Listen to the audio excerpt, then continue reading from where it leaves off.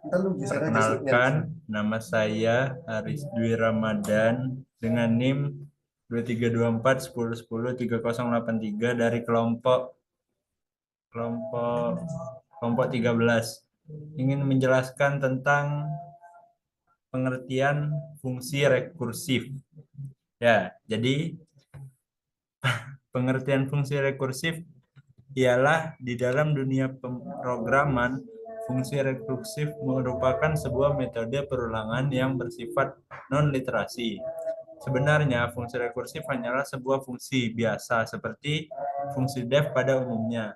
Dia bisa dipanggil, bisa menerima parameter, bisa mengembalikan nilai, dan lain sebagainya. Hanya saja, sesuai namanya, fungsi rekursif itu bersifat rekursif.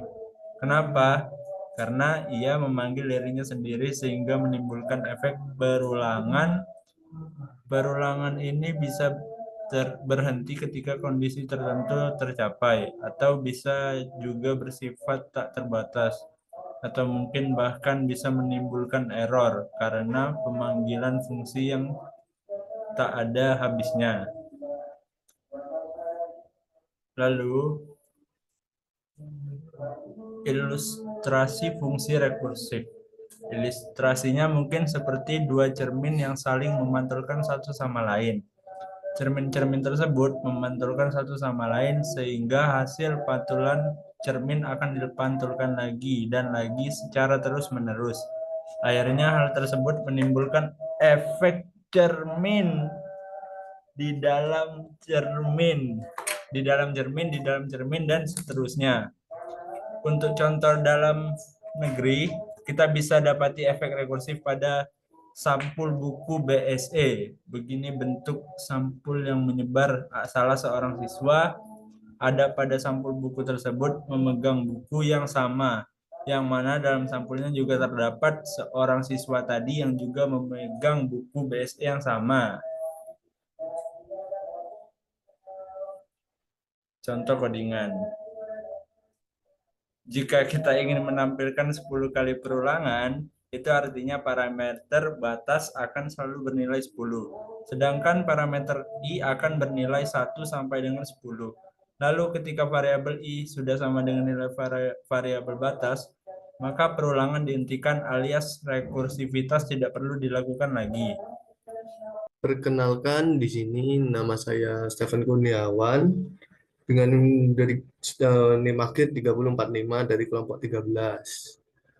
Baik, jadi di sini saya akan membahas tentang rekursif yang hasil dan analisis data. Nah, bikinin aja ya, soalnya tidak kelihatan. Baik. Untuk hasil dan analisis data.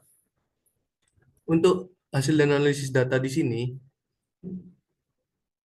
untuk yang pertama kan soalnya itu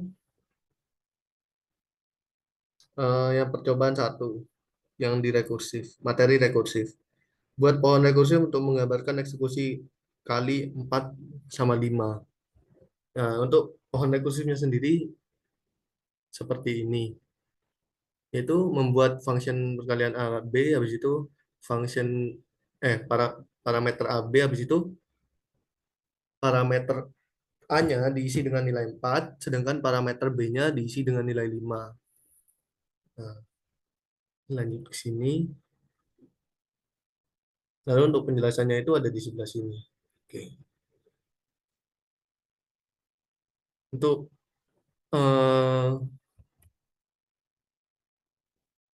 jelaskan tahapan eksekusi kali 4 sama 5. Oke. Jadi kita jelaskan di sini ya. Mengapa hasilnya bisa 20? Jelaskan secara ini, menurut codingan.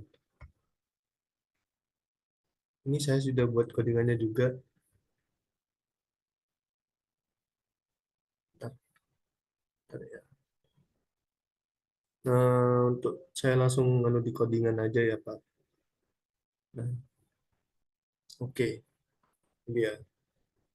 Untuk codingannya, yang perkalian itu seperti ini. Kita pertama itu membuat def perkalian, function nama fungsinya itu perkalian dengan parameter A sama B. Lalu jika, nah ini kan A-nya diinisiasi sebagai 4, B-nya diinisiasi sebagai 5. Jika terus kita masuk ke kondisi jika B sama dengan 0, kembalikan 0. 0 ini default nilai hasilnya lah gitu. Jadi kan kita ngecek kan B-nya sama dengan 5. Kita ngecek apa apakah 5 sama dengan 0? Karena tidak, kita lanjut ke kondisi selanjutnya yaitu kondisi else. Dengan di else ini ada return A plus perkalian terus buka kurung diisi dengan A, B min 1. Jadi return A-nya kan 4. A 4 ditambah, kita memanggil fungsinya lagi. Dipanggil fungsinya, dicek. 4 ditambah perkalian ini, manggil fungsi perkalian, ini diisi 4 juga, terus B min 1. B min 1 berarti 5 min 1. Nah, jadi 4,4, karena 5-nya udah di min 1 jadi 4. Habis itu kita masuk ke sini lagi, masuk ke function lagi karena dia memanggil kan rekursif, memanggil fungsinya sendiri. Jadi ngulang lagi, dicek. Udah kan hasilnya yang B-nya udah jadi 4, dicek lagi. Nah, jadi ini ditampung di sini dulu. Ini A-nya tetap 4, B-nya jadi 4 sekarang. Apakah 4 sama dengan 0? Karena tidak, lanjut di sini lagi. Jadi A ini sekarang kan A-nya tetap 4, tidak diapa-apain. Jadi yang berubah hanya B-nya. 4-nya di min 1. Jadi 4-nya naik lagi. 4-nya udah di min 1 jadi 3. 3 ini naik ke atas lagi. Udah itu diulang lagi. Apakah dicek lagi? Apakah 3 sama dengan 0? Karena tidak. Nah, masuk ke yang S lagi. 4 ditambah, kita manggil fungsinya lagi. 4, tadi udah jadi 3 dikurangi 1 jadi 2. B-nya sekarang udah jadi 2. Nah, dicek lagi terus sampai hasilnya itu sama dengan 0.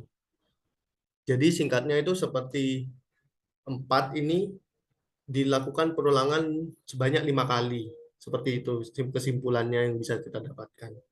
4-nya diulang sebanyak 5 kali sehingga hasilnya jadi 20. Soalnya 4 tambah 4 tambah 4 tambah 4 sampai 5 kali. Seperti itu. Lanjut. Untuk soal yang nah, lanjut. Ini untuk hasil dan analisisnya. Nah, seperti yang saya jelaskan barusan itu sama. Lalu untuk yang kedua. Untuk percobaan yang kedua ini ada bentar ya. Buat pohon rekursif untuk menggambarkan Fibonacci. Oke. Jadi di sini eh, kita membuat Fibonacci. Pohon rekursif. Fibonacci-nya kita udah ditentukan nilainya 4. Nah, ini seperti ini. Oke, kita tidak usah jelaskan ininya, langsung di ininya aja ya. Di codingannya, langsung. Ya, kurang lebih sama seperti hasil dan analisisnya ini di codingannya. Oke, kita langsung masuk ke codingannya. Ini. Nah, untuk codingan Fibonacci ini di sini.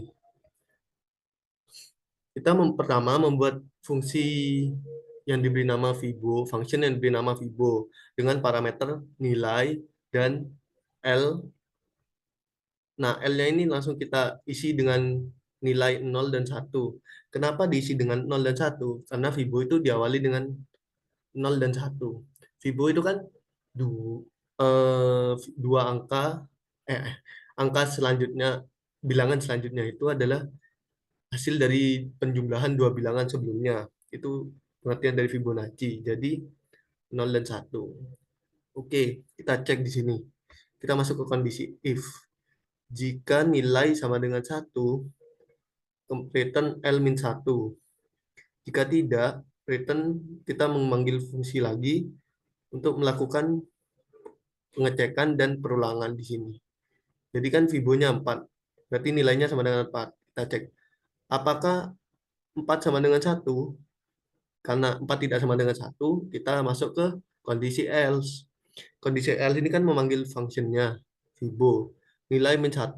Jadi nilainya udah di min 1. Nilainya sekarang kan pertama 4 nih. Nilainya 4. Dikurangi 1, jadi sekarang nilainya jadi 3. Habis itu L plus ini L min 1 plus L min 2. L maksudnya L plus nih ditampung di list inilah, ditambah hasil dari ini dimasukkan ke list yang ada di parameter L, di parameter ini, di parameter di sini. Jadi L plus L min 1. L min 1-nya kan kenapa min 1? Karena kita mengambil dua bilangan terakhir dari belakang, dari sebelah kanan. Mengambil dua bilangan terakhir dari sebelah kanan.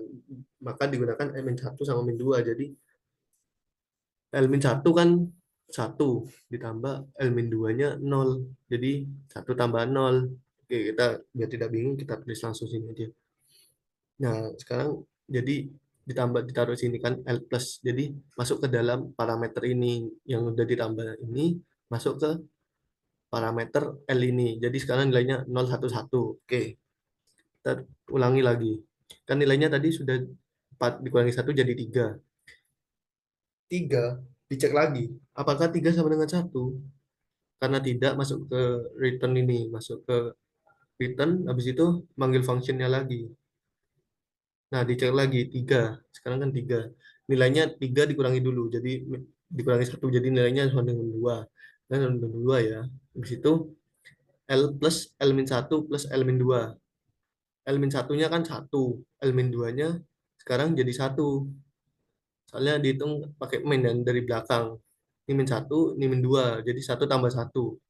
Sekarang nilai parameter L, nilainya di dalam listnya itu ada 0, 1, 1, 2. Sekarang untuk nilainya ini sekarang udah jadi 2. Dicek lagi nih, apakah 2 sama dengan 1? Tidak. Ya kita masuk ke sini lagi, ke else. Kita manggil fungsinya lagi, kita kurangin dah. Nilai kan 2 sekarang. 2 dikurangi 1 jadi 1. Oke, 1. L plus, jadi ini kayak tadi lagi, 2 tambah 1 sekarang. Jadi 3. Udah. Terus apakah dicek? Apakah 1 sama dengan 1? Iya, karena 1 sama dengan 1, kita mereturn L min 1. Ini, kita mereturn parameter ini, kita mengambil bilangan paling akhir yang ada pada list tersebut. Jadi hasilnya adalah 3.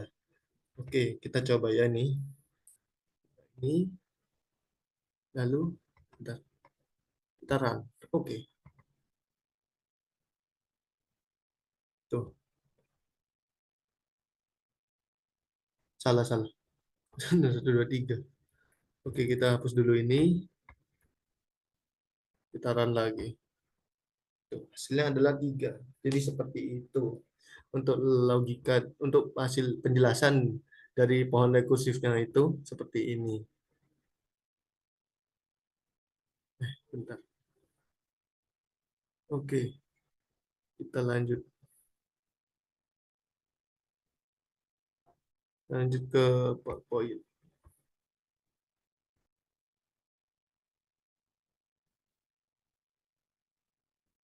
Oke, lagi record kan? Takutnya lagi gak record. Ribet. Oke, nih. Jadi ya kurang lebih sama lah yang saya jelaskan di hasil dan analisis sama yang saya jelaskan langsung di Viscode barusan. Oke, cuman ya seperti itulah. Lalu untuk kesimpulan yang kita bisa dapatkan dari tes ini adalah rekursif sangat efektif digunakan pada perkalian dan Fibonacci karena melakukan perulangan dengan memanggil dirinya sendiri dan tidak perlu sintaks yang panjang dan mudah dipahami untuk mencari hasilnya. Untuk kesimpulan hasil dan analisis seperti ini. Baik, selanjutnya ada tugas mandiri. Di tugas mandiri ini, tugas 1, Buat algoritma untuk mengecek apakah list berisi n bilangan merupakan palindrom. Jadi tugas satunya ini, tugas mandiri pada tugas satu ini kan disuruh buat palindrom nih. Hintnya, lakukan pengecekan apakah bilangan satu dan bilangan n sama. Jika berbeda, maka bukan palindrom. Oke, kita ngecek apakah bilangannya sama. Ya, maksudnya katanya sama. Bilangannya sama, ya. Sama. Maka bilangan awal sama akhir nih sama. Gitu. Jika sama, maka hasilnya palindrom. Jika tidak, maka bukan palindrom. Jika sama, lanjutkan pengecekan untuk bilangan kedua sampai dengan n-2 dengan cara yang sama secara rekursif. Oke, baik. Periksalah apakah pengecekan ini bisa diselesaikan secara rekursif, memiliki best case, recursive case, dan apakah dengan menerapkan recursive case berkali-kali bisa menuju best case. Lalu yang kedua, desain untuk mengimplementasikan palindrom untuk mengecek apakah list merupakan palindrom. Lalu yang ketiga, buat pohon rekursif. Dan yang keempat, jelaskan tahapan eksekusi palindrom. Oke, jadi ini untuk yang tugas mandirinya. Ini untuk codingannya, lalu ini untuk pohon rekursifnya, ini untuk hasilnya. Apa nih? Penjelasannya. Oke, ini belum kita lagi penjelasannya. Oke. Jadi sini untuk tugas satu kita disuruh membuat pengecekan palindrom. Biar lebih mudah dipahami ya, langsung ke codingannya aja di VS Code. Nah, ini dia. Untuk codingannya ada di sini, tugas mandiri. Ini kita bisa kelewat. Nah, seperti ini ya. Nah, karena kita disuruh buat pengecekan apakah ini palindrom atau bukan. Oke, untuk yang pertama kita membuat function dengan nama palin2. Karena bebas sih nama fungsinya. Boleh palindrom, boleh palin, boleh aku, boleh kamu, bebas sih. Lalu untuk parameternya ada parameter kata, terus parameter D yang udah diisi nilai dengan 0, sama parameter B yang diisi -1. Lalu kita membuat variabel L yang diisi dengan line kata untuk mengecek panjang suatu string yang ada di kata ini. Nah, untuk kata di sini, nah ini paling dua kata. Katanya masuk ke sini. Jadi parameter kata ini isinya ini aku suka karena diinisiasi lah gitu anggap istilahnya. Jadi variabel ini diinisiasikan ini. Apa sih maksudnya ya? Pokoknya parameter kata ini berisi ini dah string aku suka. Itu. Di situ kita cek nih. Jika D sama dengan L, print palindrom, return true. Oke. Jika tidak, print oh ini kata D sama kata B ini tidak perlu, tidak apa-apa sih. Ini untuk ini aja untuk biar kita akan lihat ya apa, biar kita ngelihat perbandingannya. Oke. If kata D tidak sama dengan kata B, print bukan palindrom. Selain itu, return palin kata D plus 1, B min 1. Kita balik lagi ke sini nanti. Oke, jadi logikanya seperti ini kan. Kata aku suka. Oke, di ini aku suka.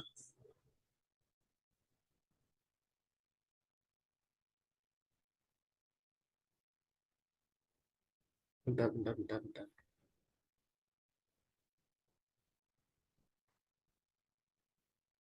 Bentar.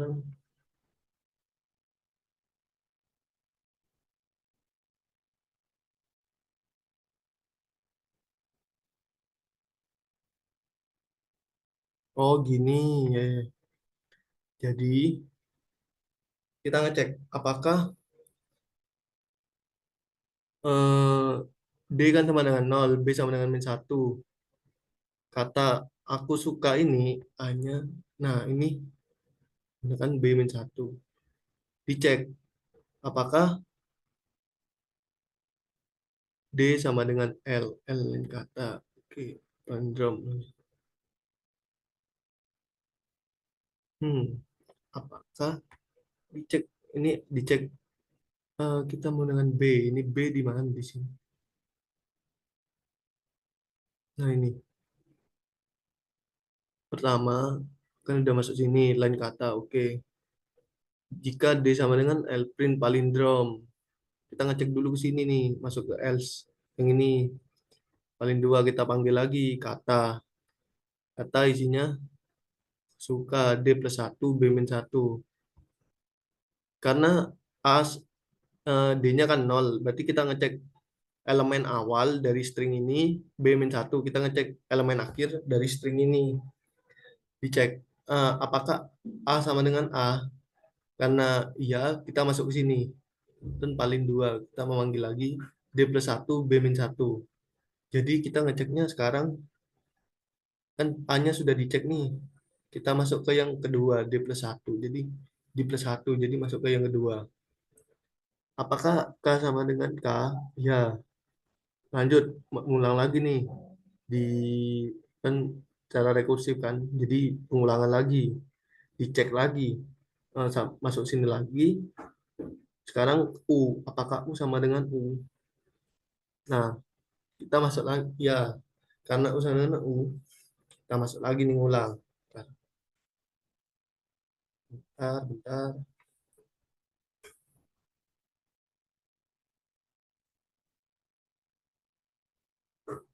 Jika kedua karakter tersebut sama, maka fungsi akan dipanggil lagi.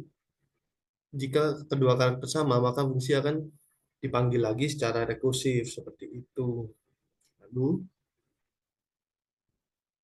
hmm, lalu ini semuanya akan diproses sampai semua kata yang ada di aku suka ini telah dibandingkan.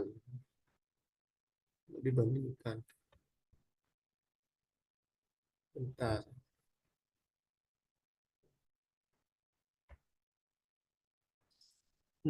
Mana ya, mana ya, mana ya.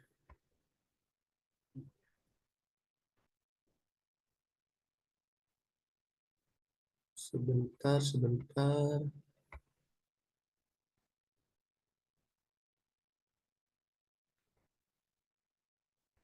Hmm.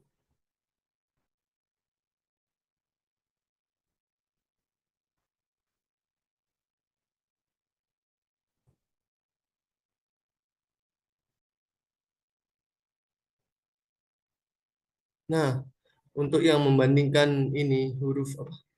Huruf S itu seperti ini. Kita memeriksa apakah huruf S pada indeks pada indeks kedua kan kan aku 012 indeks 2 dan huruf S pada indeks kelima. Oh, salah. Huruf indeks kelima dari belakang. Ya, pokoknya kita membandingkan jika sama maka outputnya akan S. Jadi akan keluar seperti ini. Nah, jadi kita membandingkan ini. Ini membandingkannya ini di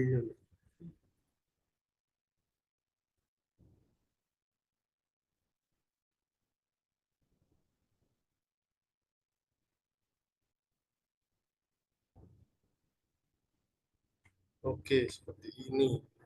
Lalu di sini untuk di PowerPoint-nya untuk ini pohon rekursifnya seperti ini. Untuk pohon rekursif aku suka. Jadi kita membuat D kan ini parameter D yang di sini nilai 0 dan B dengan min 1 untuk mengecek elemen ngecek huruf atau bilangan awal sama bilangan akhir atau mengecek huruf awal sama huruf akhir karena kita di sini membuat string jadi kita mengecek huruf awal sama huruf akhir disamain D sama dengan K B sama dengan K Karena sama, kita lanjut prosesnya D+1, B-1. Lanjut. Pertama A yang ini, terus lanjut ke U, habis itu S, D+1 karena sama. Terus kita lanjut ke ininya, sebelah sini. U sama U, K sama K, A sama A. Jadi hasilnya adalah palindrom, karena ini semua sama. Nah, ini untuk penjelasannya. Elemen yang ada pada variabel kata dengan membandingkan elemen awal dan akhir menggunakan parameter D dan B yang ada pada function palindrom. Untuk parameter D diberi nilai 0 dan parameter B diberi nilai -1. Lalu program akan membandingkan elemen awal pada string dengan elemen akhir pada string. Jika huruf pada awal elemen sama dengan huruf pada akhir elemen, maka proses eksekusi akan terus berlanjut dengan cara jika kedua karakter tersebut sama, maka fungsi akan dipanggil kembali secara rekursif dengan D ditambah 1 untuk berpindah ke karakter berikutnya dari awal dan B dikurangi 1 untuk berpindah ke karakter berikutnya dari belakang, yang akan membandingkan semua huruf yang ada pada string tersebut untuk diperiksa sampai habis. Lalu karena di sini karakternya sama semua, maka outputnya adalah palindrom. Seperti itu. Lalu ini ada tugas mandiri yang kedua. Tugas 2. Tugas 2 di sini buat algoritma untuk mencari bilangan terbesar dari sebuah list bilangan. Oke, sama seperti yang satu ya, disuruh buat pohon rekursif, kode pohon rekursifnya juga. Habis itu dijelaskan juga. Oke, untuk yang kedua ini mari kita jelaskan lewat codingan ya.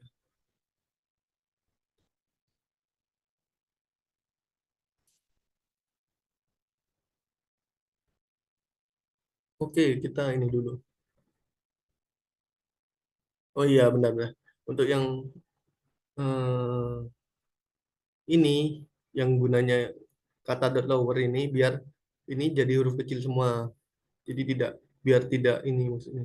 Biar membandingkannya itu sama, biar tidak error. Bukan tidak error sih, biar hasilnya palindrom. Soalnya kalau ininya diubah A besar, ini diubah dengan A besar, lalu ini yang lain kecil, terus kita tidak menggunakan dot lower ini, maka ini akan terhitung besar sama ini A yang belakang kecil. Jadi jika dibandingkan maka tidak sama. Jadi hasilnya bukan palindrom. Lalu kata dot replace ini buat ngilangin spasi. Nah, seperti itu. Oke, kita ini komen. Nah, oke. Kita jelaskan yang ini. Cari terbesar. Kita pertama kan untuk mencari bilangan terbesar pada suatu list ini.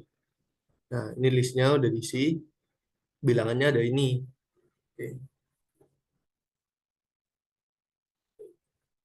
Nah, kita membuat function dengan nama functionnya cari terbesar dengan parameter list X sama B yang udah diisi dengan nilai 0.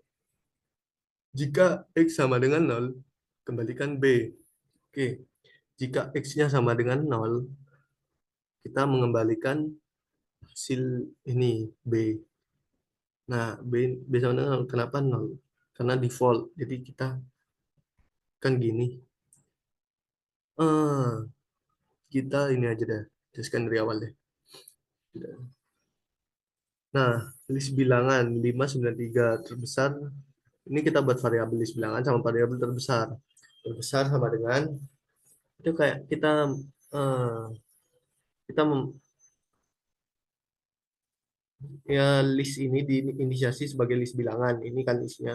Habis itu X ini untuk len list bilangan untuk mengukur mengukur untuk ya panjang, mengetahui panjang ini bilangan ini pakainya len list bilangan. Itu gunanya X. X sama dengan null return B. Oke. Jika tidak, if list ini jadi oke, kita bandinginnya ini dari yang akhir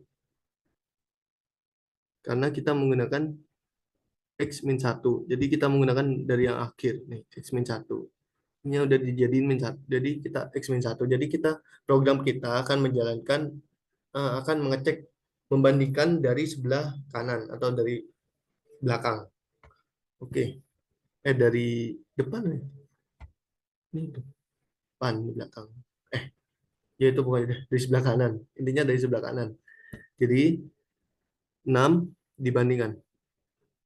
Apakah 6 sama dengan 0? Tidak. Karena tidak, kita masuk ke kondisi else nih.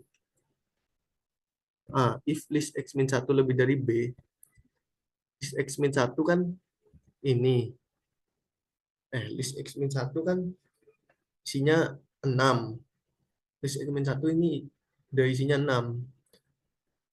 Nah, apakah list X min 1 lebih dari, apakah 6 lebih dari 0? B-nya kan? Iya, karena kita membuat variabel buat nampung isinya ini. Isinya yang tadi udah dibandingin 6 lebih dari 0. Jadi ditampung di sini, ditampung di variabel ini. Variabel. Ditampung di parameter ini, parameter B. Jadi B-nya sekarang 6. Oke, ingat ya, B-nya 6. Kita lanjut ke baris sebelahnya, min 1. 11. Bergeraknya dari kanan ke kiri. Aduh. Apakah 11 sama dengan 0? Tidak. Kita cek. List X min 1 kan jadi 11 sudah. Jadi 11. 11 dibandingin dengan apakah 11 lebih dari 6? Nah, karena lebih besar dari 6, maka variabel B ini sekarang jadi 11. Jadi ditampung di sini lagi. Parameternya jadi 11 sekarang. Oke, terus habis itu dicek lagi nih selanjutnya. Yang 3 dibandingin. Apakah 3 sama dengan 0? Tidak, lanjut sini. Is X min 1, berarti kan udah jadi 3 dikurangin X min 1. Berarti kan X min 1 kan len, jadi mengecek panjang ini. Sekarang udah jadi 3. Ini min 1. Lanjut ke baris, ke bilangan elemen selanjutnya gitu. Elemen ke sebelah kiri. 3. 3 dibandingin 11. Apakah 3 lebih besar dari 11? Karena tidak, maka B-nya tetap 11. Di sini B-nya tetap 11. Dibanding 9 sekarang, masuk ke 9. Apakah 9 sama dengan? Tidak. Lanjut ke sini. 9 lebih besar dari 11? Tidak. Maka B-nya tetap 11. Ini return cari terbesar di sini. Oh iya, ini karena udah ditampung di sini, kita mereturn ini lagi, bilang fungsinya dipanggil lagi. List X min 1, X-nya min 1, jadi X-nya bergerak min 1 ke sebelah kiri lagi. Terus sekarang yang terakhir 5. Apakah 5 sama dengan 0? Tidak. Nah, kita lanjut ke sini. Nah, ini 5, apakah 5 lebih besar dari 11? Karena tidak, B-nya tetap isi 11. Kita mereturn ini lagi, masuk ke sini. Nah, kita apakah X sama dengan 0? Apakah semua, kan maksudnya 0 ini default. Jadi kan kita udah ngecek semuanya ini. Makanya udah selesai jadi 0. Ya, apa if jika X sama dengan 0, return B. Jadi apa X sama dengan 0? Iya, kita mereturn B. Kita mereturn hasilnya yang sudah ditampung. Jadi di sini hasilnya adalah 11. Jadi kita run aja ya. Jadi ini. Nah, jadi bilangan terbesar dalam list adalah 11. Nah, untuk prosesnya seperti yang barusan saya jelaskan itu. Seperti itu. Nah, oke, kita lanjut ke PPT-nya. PPT-nya di sini, ini untuk pohon rekursifnya seperti ini. List X min 1 lebih dari B. X min 1 berarti ini, kita ngecek dari sini. X min 1 kan ngecek line-nya. Kita pakai line tadi.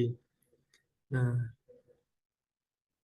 6 lebih dari 0, B sama dengan 6. B-nya diisi sebagai 6. Di situ, terus lanjut tuh, dicek semua.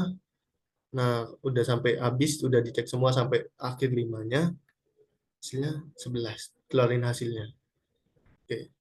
Ini untuk penjelasannya, tugas mandiri, kurang lebih sama seperti yang saya jelaskan barusan dari codingannya langsung. Eh, Mungkin ini yang bisa saya jelaskan. untuk yang rekursif hasil dan analisis data sama tugas mandiri. Selanjutnya mungkin teman saya akan menjelaskan yang bagian brute force. Sekian dan terima kasih. Nah, lalu di sini saya akan menjelaskan tentang brute force atau yang disebut dengan pola pikir atau konsep untuk memecahkan suatu permasalahan dengan pendekatan langsung. Kelebihan dan kekurangan brute force. Kelebihannya dapat digunakan untuk berbagai masalah. Proses pemecahan masalah menjadi lebih baik dan optimal. Terus akurat. Kekurangannya mengandalkan kemampuan prosesor dalam mengerjakan suatu masalah. Terlalu banyak mempertimbangkan opsi sebelum eksekusi. Dan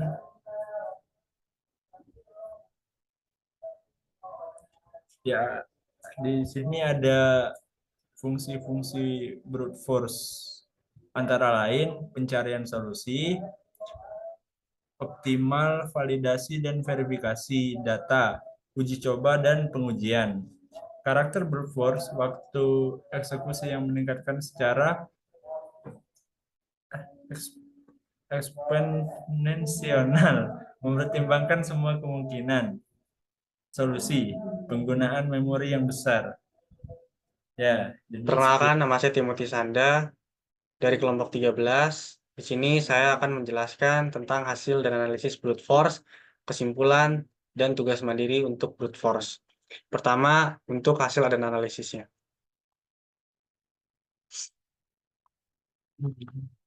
Untuk NIM-nya, saya NIM 23, 24, 10, 10, 30, 71 dengan nama Timothy Sanda.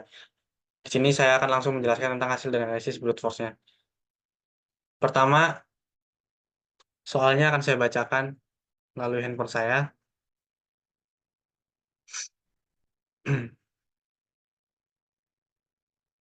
Apakah ada cara untuk mengurangi jumlah iterasinya? Di sini terdapat soal di mana soal tersebut disuruh mencari sebuah bilangan di dalam suatu list dan di mana kita harus mencari tahu bilangan tersebut berada di list berapa, di indeks keberapa. Adakah program untuk mengurangi iterasinya? Ada. Caranya bagaimana? Caranya adalah dengan memisahkan bagian menjadi 3 bagian, yaitu bagian kanan, bagian tengah, dan bagian kiri, sehingga akan memakan sedikit iterasi saja. Mengapa bisa memakan sedikit iterasi?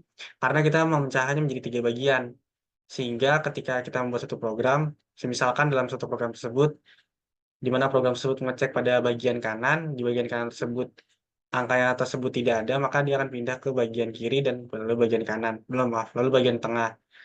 Begitupun sebaliknya jika kita mau merubah-rubah atau memodifikasi, intinya poin terbesarnya adalah kita mengubah menjadi 3 bagian, yaitu bagian tengah, kanan, dan juga bagian kiri untuk mengurangi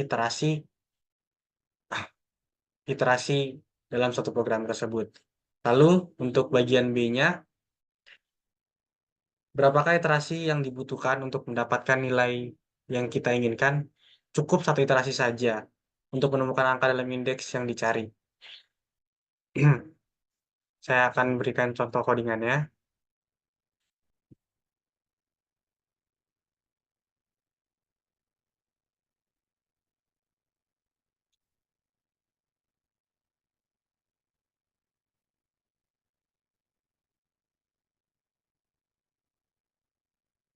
Di sini terdapat bilangan 3, 5, 12, 15, 21, 22, 34, dan 36. Di sini kita mencari 21. Nah, bagaimana kita bisa mencari? Pertama, di sini ada sebuah fungsi def, di mana nama fungsinya adalah binary search, di mana binary search ini adalah eh, metode atau program yang dimana kita memecah menjadi 3 bagian. Ini adalah binary search. Kalau linear search itu adalah metode brute force itu sendiri. Nah, di sini ada parameternya, yaitu ada bilangan dan ada juga parameter key. Nah, di sini kita kita di sini kita buat sebuah variabel di mana variabel pertama itu adalah bagian 1 atau bagian kiri, di mana bagian kirinya ini adalah sama dengan 0 atau kosong. Nah, lalu di sini ada variabel yang kedua itu adalah bagian 2, di mana di sini ada len, panjang datanya, panjang data dari bilangan yang ini, lalu dikurang 1. Di sini lalu kita buat suatu kondisi di mana ada while. Di sini bagian 1 itu kurang kurang dari sama dengan bagian 2 atau bagian kanan. Di sini kita buat sebuah variabel tengah. Lalu, nah bagaimana kita membuat bagian tengahnya itu adalah dengan bagian 1 ditambah bagian 2 lalu kita bagi 2. Nah, lalu bagaimana jika bagian 1 ditambah bagian 2 ini merupakan sebuah bilangan ganjil? Maka jika kita bagi 2 maka hasilnya adalah 0. Maka kita butuh yang namanya pembagi 2 ini. Ini gunanya adalah untuk membulatkan suatu angka. Nanti pembulatnya itu nanti akan mengarah ke bawah. Misalkan 7 dibagi 2 adalah 3,5. Maka dia akan menjadi 3 karena dibulatkan ke bawah. Lalu di sini ada if, di mana bilangan tengah jika sama dengan Q, maka dia akan langsung menemukan jawabannya. Makanya kenapa dia return tengah. Lalu jika dia elif bilangan tengah kurang dari Q, maka dia akan mencari di bagian sininya. Bagian sininya. Bagian 1 sama dengan tengah plus 1 bagian sini. Tapi jika tidak ada di bagian situnya, maka kembali ke else. Di mana nanti bagian 2 itu adalah tengah dikurang 1. Maka dia akan mencarinya di sini. Seperti itu. Lalu jika tidak menemukannya nanti kita akan kembali ke return -1, di mana kita nanti akan mengeceknya dari bilangan paling belakang.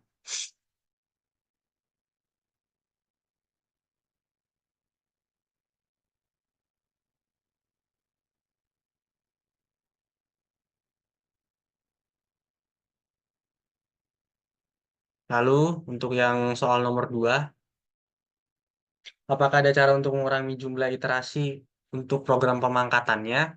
Tentunya ada. Dan di sini kita membuat versi rekursif dan versi iteratifnya. Ini versi rekursifnya seperti ini, dan versi iteratifnya seperti ini. Saya akan berikan contohnya dalam Visual Studio Code. Maaf, Visual Studio Code.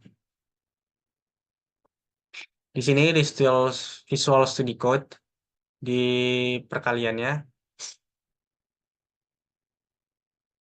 Di sini ada dua kondisi. Yang pertama rekursif dan di sini ada yang iteratif. Pertama kita akan menjelaskan yang rekursif dulu. Di sini rekursif di mana fungsinya def.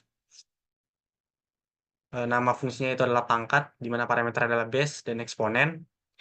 Di sini ada if jika eksponen itu sama dengan 0 maka dia akan return atau akan memberikan nilai 1 karena dalam matematika pun ketika suatu angka dipangkatkan 0 maka dia bernilai 1. Maka jika eksponen tersebut bernilai 0 maka dia akan return ke 1.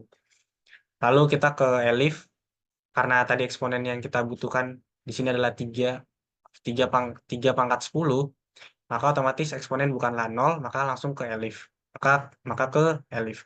Di sini elif sini dicek apakah eksponen tersebut bernilai genap ataupun ganjil. Karena 10 ini adalah genap, maka dia akan mengarah ke sini. Di mana eksponen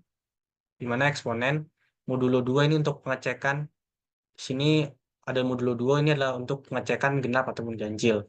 Lalu karena tadi 10 itu adalah genap, maka dia akan masuk dalam sini setengah pangkat, sebuah variabel di mana setengah pangkat sama dengan di sini nama fungsinya pangkat yang tadi ini base, eksponen, parameternya adalah base dan eksponen dibagi 2. Lalu nanti akan return untuk setengah pangkat dikali setengah pangkat.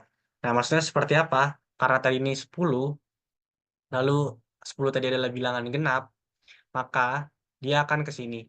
Nah, lalu di sini dilihat bahwa eksponen tersebut, karena kita ingin mengurangi iterasinya, maka eksponen tersebut kita pecah atau kita bagi menjadi 2. Jadi 10 dibagi 2 adalah 5. Maka nanti setengah pangkatnya ini adalah 3 pangkat 5 dikali dengan 3 pangkat 5.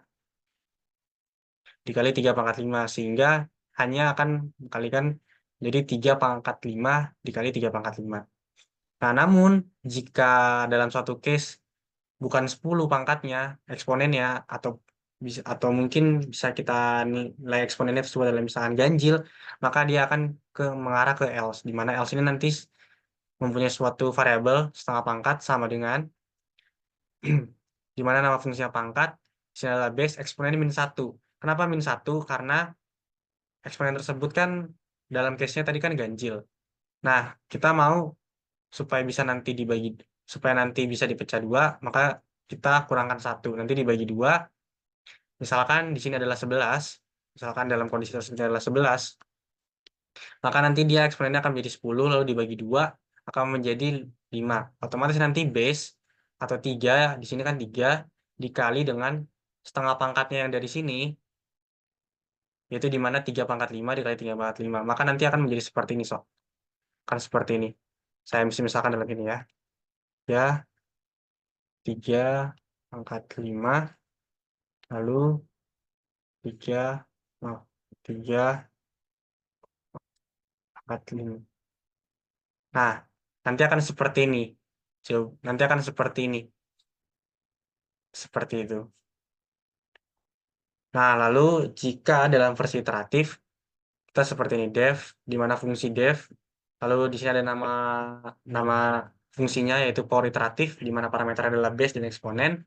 Di sini resultnya adalah 1 sama dengan 1.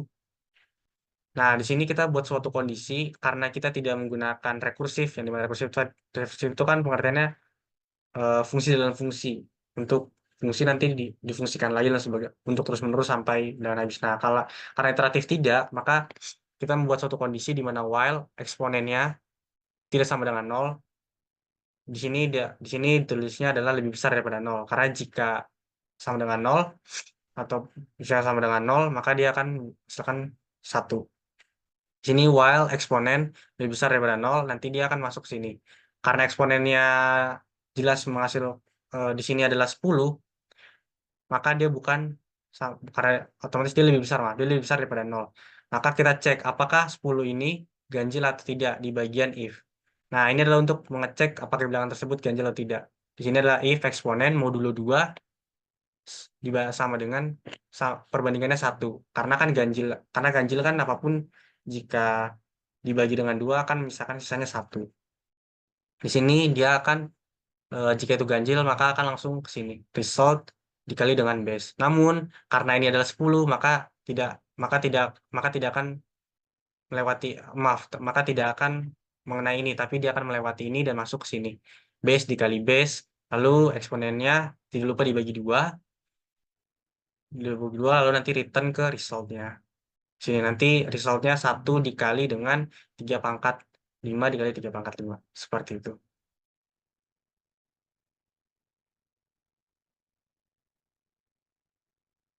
Lalu untuk nomor percobaan 2 ini, implementasinya seperti apa? Implementasinya seperti ini. Misalkan kita punya 3 pangkat 20. Nah, dalam program yang tadi kita buat, di program Iwan tersebut, bagaimana implementasinya, nanti akan seperti ini. 3 pangkat, nanti dia akan dipecah. 20 ini akan dipecah menjadi 2. Eksponennya dibagi 2, menjadi 3 pangkat 10 dikali 3 pangkat 10. Seperti itu. Nah, lalu jika 5 pangkat 30 juga akan sama seperti itu. Akan implementasi programnya seperti ini. Lalu bagaimana jika pangkat tersebut berpangkat ganjil? Maka dia akan seperti ini. 7 pangkat 1, karena kan tadi kita punya fungsi bahwa base dikali setengah pangkat kali setengah pangkat. Nah, 7 dikali, sini ada 7 pangkat 12, karena kan 25 kita kurangkan 1, 24. 24 dibagi 2 jadinya 12. Jadinya 7 pangkat 1 dikali 7 pangkat 12, lalu dikali 7 pangkat 12. Seperti itu implementasinya. Lalu yang ke C, analisalah perbandingan waktu eksekusi program A dengan program B. Nah, untuk programnya tersebut, jika kita memperbandingkan lewat waktu, mungkin kita tidak bisa membandingkannya karena program itu kan dibuat dengan cepat. Tapi jika kita perbandingannya melalui iterasi, maka yang lebih efisien dan lebih sedikit untuk menggunakan iterasinya, lebih efisien untuk menggunakan versi rekursif. Lalu kesimpulan yang didapatkan dari brute force itu adalah strategi untuk menggunakan brute force terbilang tidak efisien.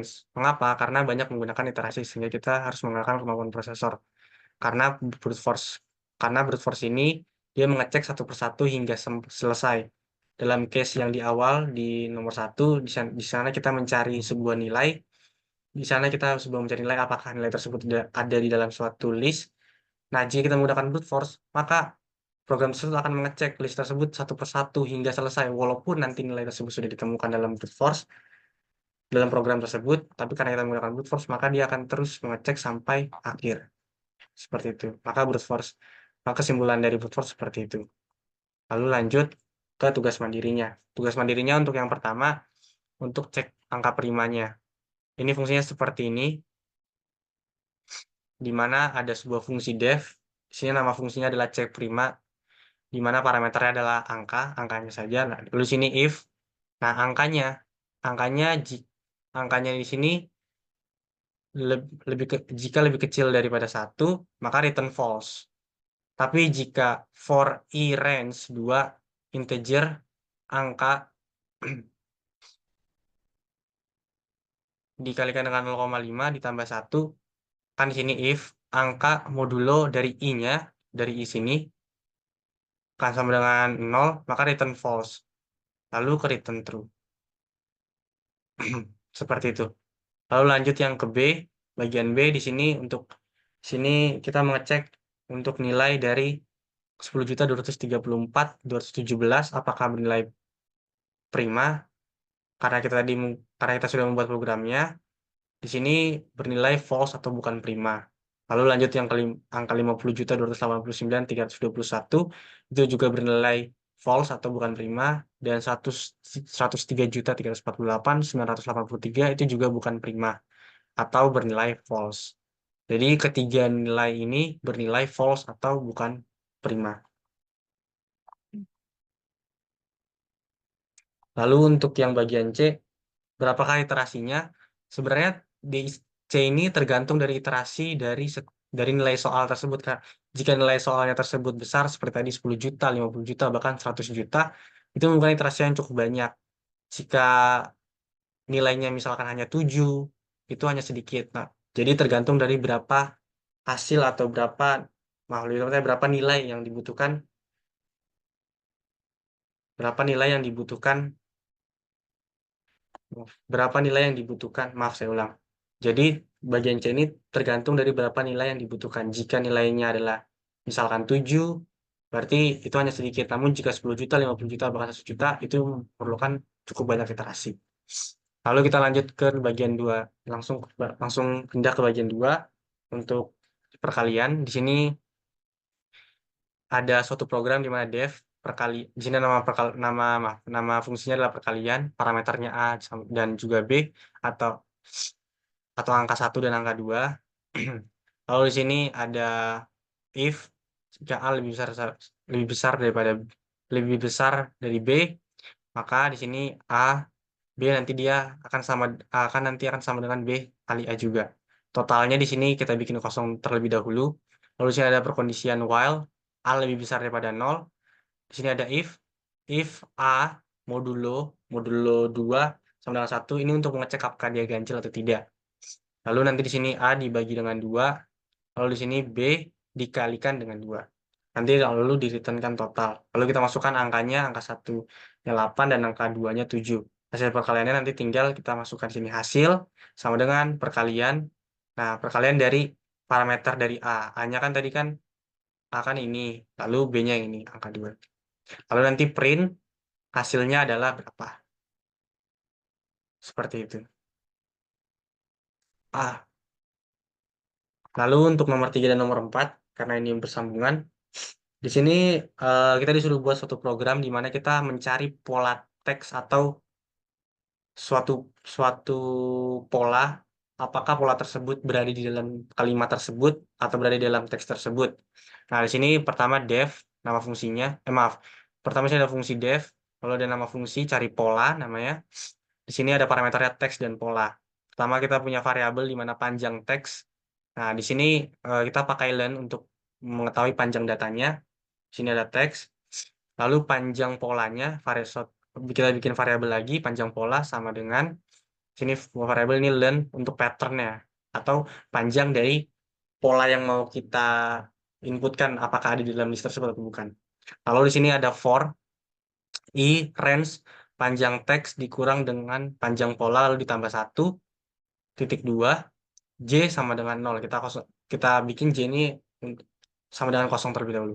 Nanti while perkondisian J lebih kecil dari panjang pola dan teks I ditambah J sama dengan perbandingan untuk pola sama dengan 2 kali atau perbandingannya untuk pola J. Nah, lalu di sini J ditambahkan dengan 1. If J perbandingannya sama dengan panjang pola, maka dia return ke I. Lalu nah, lalu jika tidak tidak tidak ada, maka dia akan kembali ke return -1 atau mengembalikan ke program tersebut akan mengeceknya dari belakang, return -1. Nah, di sini seperti di soal di sini ada sebuah variabel di mana teks berisi sebuah string yaitu nobody notice him. Di sini ada patternnya atau polanya. Di sini ada not. Nah, di sini kita buat supaya kita bisa mengetahuinya result atau hasil sama dengan di sini cari pola nama fungsinya karena nama fungsi dari yang sini. Lalu untuk parameternya kita tulis ini teks dan ini pattern. Sini disesuaikan sama parameternya karena dia ada 2 di sini juga. Lalu if result tidak sama dengan -1, nanti print pola ditemukan di indeks resultnya berapa. Nah, else-nya adalah print pola tidak ditemukan dalam teks. Jika memang pattern atau key-nya atau polanya tidak ditemukan dalam suatu string tersebut.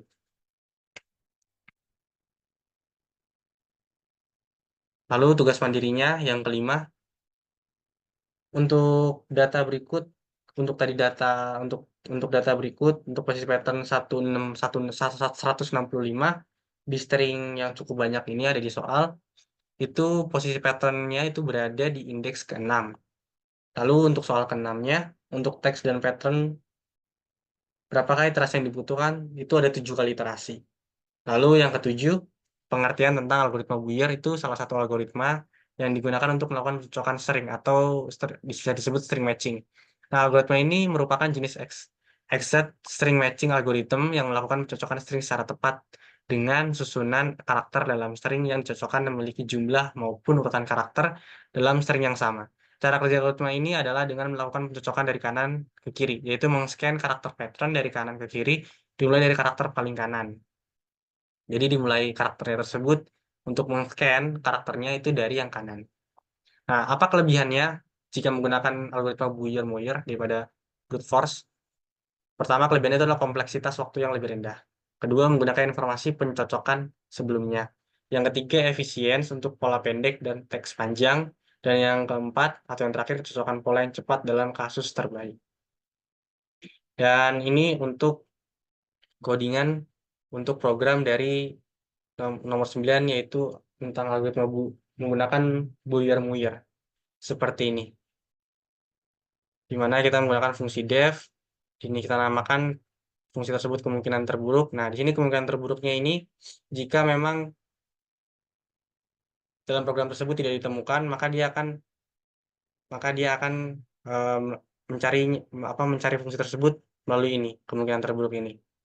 Nah, lalu di sini kita untuk meng-scan Booyer-Moyer-nya untuk program utamanya seperti ini.